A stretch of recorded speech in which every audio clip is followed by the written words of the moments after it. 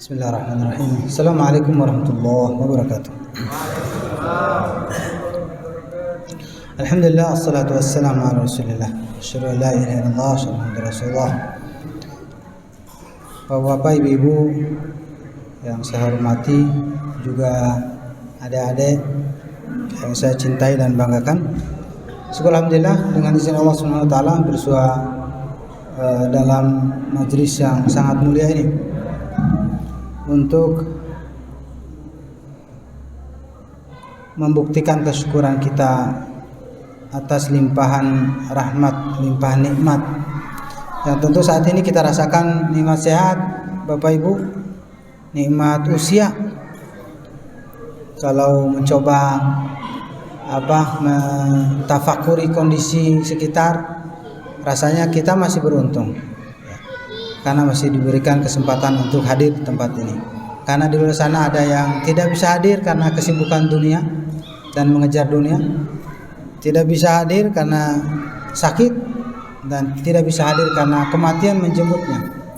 Karena beberapa hari waktu yang lalu juga kami di DKM Asyikina, kompleks saya, ya ada teman yang begitu akrab dan semangat untuk mengabdi, berkhidmat di masjid, tapi alhamdulillah Allah menjemputnya, ya insya Allah kami memandang itu husnul khotimah karena kesibukan yang begitu luar biasa di DKM, tapi masih mikirkan DKM saat-saat sakit dan mendekati sakaratul mautnya, luar biasa. Ya, mudah-mudahan jadi ibrah buat kita semua, mudah-mudahan memotivasi kita agar memanfaatkan nikmat yang Allah berikan berupa usia dan kesehatan. Dan tidak lupa kita sampaikan salawat dan salam atas Nabi kita, Nabi Muhammad sallallahu alaihi wasallam, dan juga para keluarga, sahabat yang sebelumnya. Baik, dalam waktu yang sangat singkat ini saya akan menyampaikan pembahasan yang sebenarnya berulang gitu ya, berulang di tempat di masjid yang lain gitu ya. Di sini juga jadi berulang ya, yaitu tentang panggilan Bapak Ibu. Kalau kita dalam sehari-hari kita memanggil saudara kita dengan nama atau dengan julukan yang memang memiliki kekhasan gitu ya.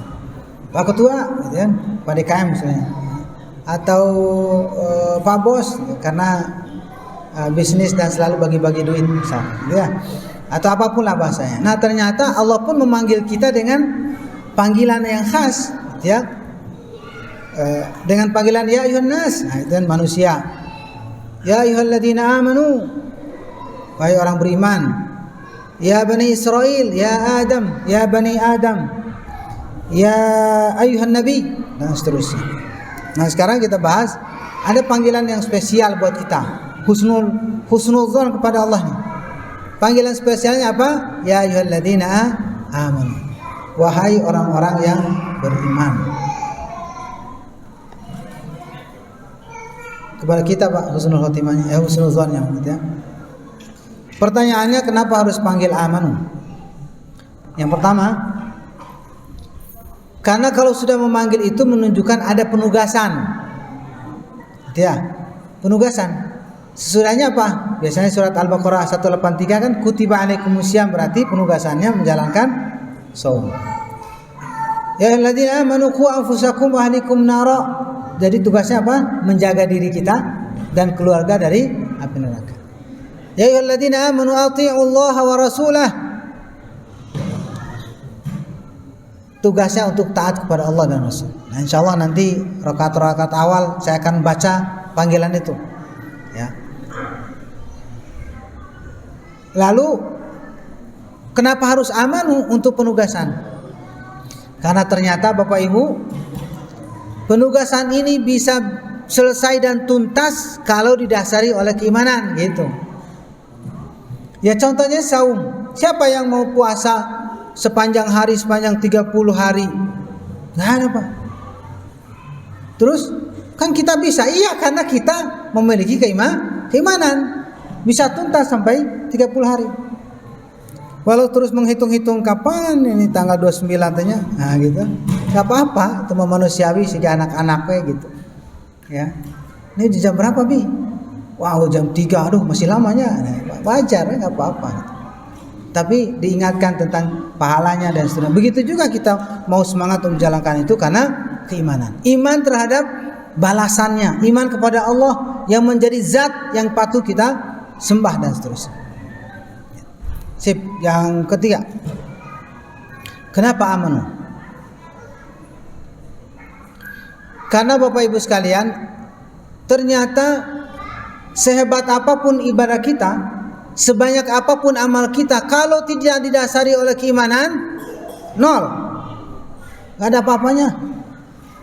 Makanya Nabi yang mengingatkan tentang saum apa? Man shoma ramadhana imanan, itu didasari keimanan, baru dapat ampunan, gitu. Baru dapat nilai pahala. Nah, iman di sini apa? Berkaitan dengan niat kita bahwa kita beribadah hanya kepada Allah. Orientasi kita semuanya Allah. Ibadah karena ingin dapat pahala, ibadah karena ingin dapat ridhonya, ibadah ingin mendapatkan surganya, gitu. Pokoknya orientasinya ke Allah Subhanahu wa taala. Nah, itu kalau seperti itu ya baru dapat nilai pahala. Makanya wajar kalau Allah Subhanahu wa taala memanggil kita Berikutnya begini, Pak. Kembali kepada masalah panggilan. Bapak Ibu, merasa nggak kita dipanggil? Atau biasa saja?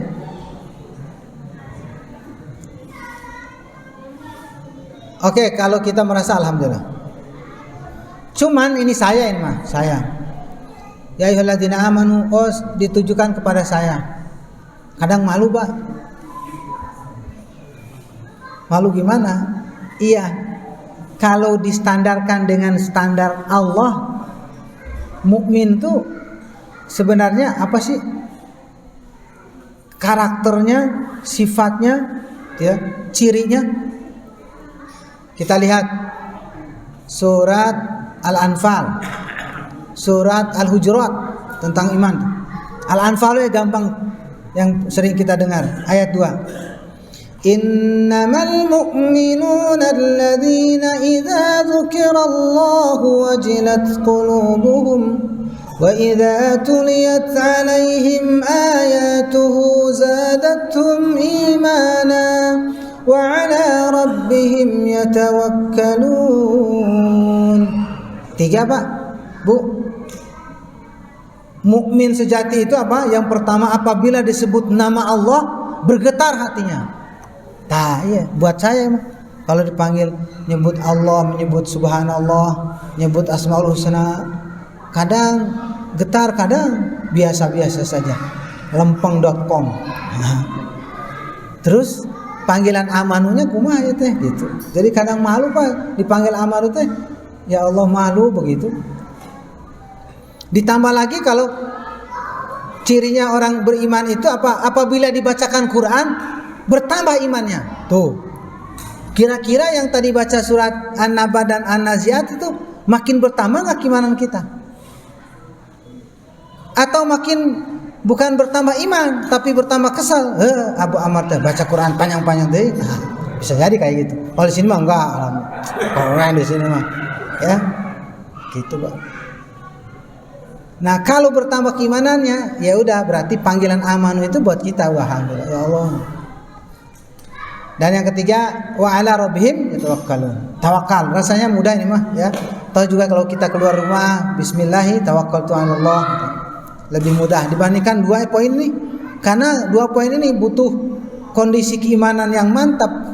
Ketika disebut nama Allah langsung getar hati, ketika dibaca Quran langsung bertambah keimanan, itu dahsyat. Hebat itu mah ya. Udah, kita ngaku aja kepada Allah gitu ya. Ya Allah, terbatas iman kami nih. Tipis gitu. Lalu pertanyaan berikutnya gini, Pak. Dengan keterbatasan iman ini apakah tetap kita sambut panggilan itu atau bilang aja ya Allah kayaknya enggak cocok ayat ini buat saya begitu? Enggak, tetap saja katakan Al-Qur'an ini untuk saya. Engkau panggil diri ini ya Allah dengan kalimat amanu. Sembari kita katakan ya Allah kami sambut panggilanmu walau dengan keterbatasan keimanan kami yang begitu tipis ini. Gitu. Katakan aja begitu. Kenapa? Karena justru dengan menyambut panggilan itu, yang kemudian saat yang bersamaan keimanan kita pas-pasan, insya Allah akan tambah keimanan itu. Wa may yu'min billahi yahdi qalbah, kan gitu. Siapa yang beriman kepada Allah, Allah akan berikan hidayah hatinya. Atau dalam surat Yunus yang nanti insya Allah dibacakan, innal ladzina amanu wa amilus solihati yahdihim rabbuhum biimanihim. Bagi orang yang beriman dan beramal soleh, niscaya Allah akan beri hidayah kepada mereka dengan keimanan yang ada. Jadi artinya apa? Jangan menganggap remeh keimanan yang walau dirasa tipis gitu. Itu jadi modal buat kita untuk menambah keimanan itu. Gitu. Jadi artinya udah sambut panggilan Allah, ya, amanu itu dengan senang hati walau dengan keterbatasan keimanan. Sip. Husnuzon ya pada Allah. Udahlah buat saya itu mah gitu. Yang terakhir, kenapa iman? Karena begini Bapak Ibu. Semua ibadah, ini saya simpulkan nih dengan keterbatasan pemahaman saya. Semua ibadah kalau dibenturkan dengan hawa nafsu pasti berat. Ya enggak Pak? Setuju enggak? Udah paksain aja, setuju lah ya. Setuju. Dibenturkan dengan hawa nafsu pasti berat, sulit Pak. Jangankan ibadah yang berat, yang ringan saja jadi berat. Coba yang paling ringan ibadah apa? Zikir. Kan kata Nabi kan, ringan dalam ucapan, berat dalam timbangan. Jadi memang ringan. Tapi kalau dibenturkan oleh hawa nafsu dengan hawa nafsu kita, ngapain pakai subhanallah segala, mending nyanyi gitu. Ayo gitu. Atau saat-saat di mobil kita gitu ya, setel Murotal Abu Ammar misalkan. Ini sekalian iklan emang. Silakan buka YouTube Abu AMR. Nah, itu ya. 2 juz Pak. Boleh untuk ini khususan buat anak-anak kita bisa mengikuti itu karena bacanya lambat seperti yang tadi saya baca. Kita setel itu, lalu hawa nafsu kita bilang lebih ngedepankan hawa nafsu. Nyanyi apa namanya? Murotal wae, nyanyi kek ganti. Kayak gitu. Berat Pak gitu. Kalau dibenturkan dengan hawa nafsu. Kalau sudah dikedepankan keimanan, sesuatu yang berat menjadi ringan. Bapak Ibu hadir di sini teh karena iman, Pak Ibu. Enak mau malam kayak gini mah istirahat, ya, nonton TV, bercengkrama dengan keluarga, enak. Tapi karena keimanan, Bapak Ibu mau datang ke sini dan siap berdiri lama. Halo? Siap berdiri lama untuk tarawih gitu. Sembari mikir ya, waduh, ini jangan-jangan Abu Ammar nih salaman nih 1 rakaat. Terakhir Pak, boleh ini cerita sedikit ya, 5 menitnya. 5 menit. Mungkin saya pernah cerita Pak di sini.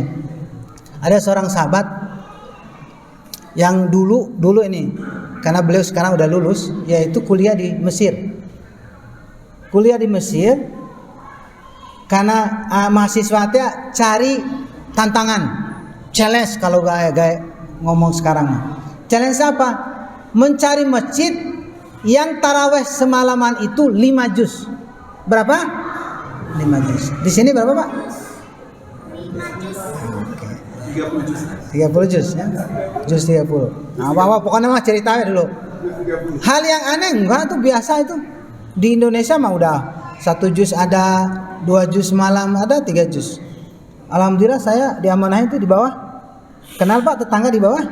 Suka miskin. Saya diundang di sana juga. Jadi imam itu. Nah, 1 juz itu semalam teh. Jadi 10 hari pertama 1 juz sehari. 10 hari kedua 2 juz. 10 hari ketiga 3 juz itu semalam. Nah, yang satu ini yang saya cerita ini di Mesir itu 5 juz. Mantap itu Pak. 5 juz berarti kalau dihitunglah umpamanya 1 juz 1 jam atau 1,5 jam. Berarti kita harus mulai dari jam 11 jam 10 Pak. Kita mulai itu. Luar biasa. 5 juz itu berapa halaman Pak? 100 halaman. Kalau dibagi 10 kan? Berarti 1 rakaat 10 halaman. Mantap Pak, 10 halaman. Kalau kita jangankan 10 halaman, 10 ayat aja udah dehem-dehem kan? Nah, ini mas 10 halaman. Singkat cerita, udah dia ikutin Pak. takbir imam ikut takbir. Pas mulai rakaat pertama Pak, sudah mulai 1 halaman, 3 halaman. Jangankan 10 halaman kan, tadi 1 rakaat 10 halaman. 3 halaman aja udah mulai gerak-gerak. Lama ketang gitu. Ya udah terpaksa ngikut. Nggak mungkin bubar di tengah jalan, apalagi di belakang ada orang, di depan apalagi gitu kan. Udah diikut. Terpaksa pokoknya, terpaksa dengan ikhlas weh. Ya, biar ada nilai pahalanya. Diikutin sampai tuntas Pak. Alhamdulillah selesai sampai sahur. Cuman ada yang unik gitu Pak. Uniknya apa? Ternyata di samping teh ada aki-aki. Di sini ada aki-aki? Nggak ada. Ini anak muda semua pada masanya. Ya. Ada aki-aki Pak. Ya, yang ada ya. Nah, di sana mah ada. Itu Pak nggak bergeming, nggak kayak dia tadi teman itu yang bolak-balik kacai. Bolak-balik kacai itu bukan untuk buang hajat Pak, untuk menghindar. Kebayang 10 halaman, tunggu pas ini kan 10 halaman, berarti tunggu 8 halaman berlalu, baru halaman ke-9 baru masuk gitu. Ini politik ibadah ya ta. Nah gitu masuk. Nah sementara aki-aki tadi tidak bergeming Pak. Pokoknya mah mengikuti imam. Imam berdiri beliau berdiri, imam ruku berdiri dan seterusnya sampai tuntas. Ini hebat gitu aki-aki teh gitu. Nah, ingin cari tahu apa tipsnya sehingga kuat berdiri lama gitu. Ngobrol lah panjang sambil makan sahur. Langsung poin itu ditanya, "Wahai Syekh." Nah, biasanya Syekh, orang tua di sana sepuh itu panggil Syekh. "Syekh, kira-kira apa tipsnya agar bisa lama berdiri sementara saya tadi bolak-balik kacai gitu?" Apa jawabannya? "Wahai anak muda, engkau berdiri sholatmu dengan fisikmu, sementara aku berdiri dengan keimanan." Mantap. Halo, dengan apa Pak? Jadi imanlah yang membuat kita kuat untuk berdiri lama. Imanlah yang membuat kita mampu menjalankan ibadah itu. Termasuk ibadah saum, kita menjalankan itu karena iman. Kalau nggak ada kedasar iman, mengaku-ngaku ke orang lain, saum dong, padahal mah barusan makan, diam-diam gitu. Nah itulah hebatnya iman itu. Makanya wajar kalau Allah Subhanahu Wa Taala memanggil amanu, ternyata itu adalah bagian dari motivasi buat kita. Bahwa panggilan itu memotivasi kita. Wahai hambaku yang memiliki keimanan yang ada dalam hatinya, yuk kita lakukan ini. Kalian mampu untuk menjalankan. Karena Allah menugaskan hambanya tidak di luar dari kemampuan hambanya. Oleh karenanya, yuk kita sertakan keimanan. Karena dengan keimanan, amal itu sekecil apapun akan bernilai pahala. Dengan keimanan, ibadah itu akan menjadi nikmat. Dengan keimanan, segala sesuatu yang dirasa tadinya berat dan sulit menjadi mudah dan ringan. Alhamdulillah. Demikian yang bisa saya sampaikan. Mohon maaf. Aku qouli hadza wa astaghfirullah li wa lakum. Assalamualaikum warahmatullahi wabarakatuh.